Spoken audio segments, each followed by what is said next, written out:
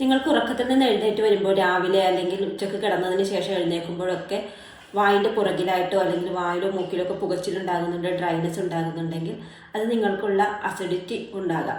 വയറിലുള്ള acid നിങ്ങൾ കിടക്കുമ്പോൾ മുകളിലോട്ട് കയറി വരുന്നതുകൊണ്ടാണ് ഇങ്ങനെ ഉണ്ടാകുന്നത്. കൂടുതൽ ആളുകൾക്കും നെഞ്ചരിച്ചിലും കൂടി ഉണ്ടാകും. നെഞ്ചരിച്ചിലും കൂടി ഉണ്ടാകുമ്പോൾ നമുക്ക് ഈ ബുദ്ധിമുട്ട് അസിഡിറ്റി കൊണ്ടാണെന്ന് പെട്ടെന്ന് അറിയാൻ പറ്റും. എന്നാൽ ചില ആളുകൾ നെഞ്ചരിച്ചിലില്ലാതെ തന്നെ ഇങ്ങനെ വരാം. കാരണം നമ്മളുടെ അന്നനാളത്തിൻ്റെ ഉള്ളിലുള്ള ലെയറിനേക്കാളും കുറച്ചും കൂടി സെൻസിറ്റീവ് ആയിരിക്കും നമ്മുടെ തൊണ്ടയുടെ പുറകിലുള്ള ഭാഗമൊക്കെ. അതുകൊണ്ട് ചിലർക്ക് നെഞ്ചരിച്ചിലില്ലാതെയും ഇങ്ങനെ വരാം.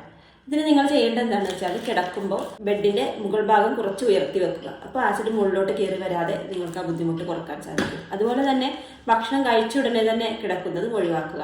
ഈ രണ്ട് കാര്യങ്ങൾ ശ്രദ്ധിച്ചതിന് ശേഷം നിങ്ങളുടെ ബുദ്ധിമുട്ട് കുറയുന്നുണ്ടെങ്കിൽ നിങ്ങൾക്ക് അസിഡിറ്റി ഉണ്ടാകും. അപ്പോൾ അസിഡിറ്റിയുടേതായിട്ടുള്ള ട്രീറ്റ്മെൻറ്റുകൾ എടുക്കുക. ഇനി വേറൊരു കാര്യം എന്ന് പറയുന്നത്, ചിലപ്പോൾ നിങ്ങൾ വായ തുറന്നുറങ്ങുന്നുണ്ടാകും. അലർജി ഉള്ളതുകൊണ്ട് വായ തുറന്നുറങ്ങുമ്പോഴും വായിലെ ഡ്രൈനെസ് ഉണ്ടാകാം. ബുദ്ധിമുട്ടുകൾ കുറയുന്നില്ല എന്നുണ്ടെങ്കിൽ ഡോക്ടറിനെ കണ്ടിട്ട് ഇത് എന്തുകൊണ്ടാണെന്നുള്ളത് പരിശോധന നടത്തുക.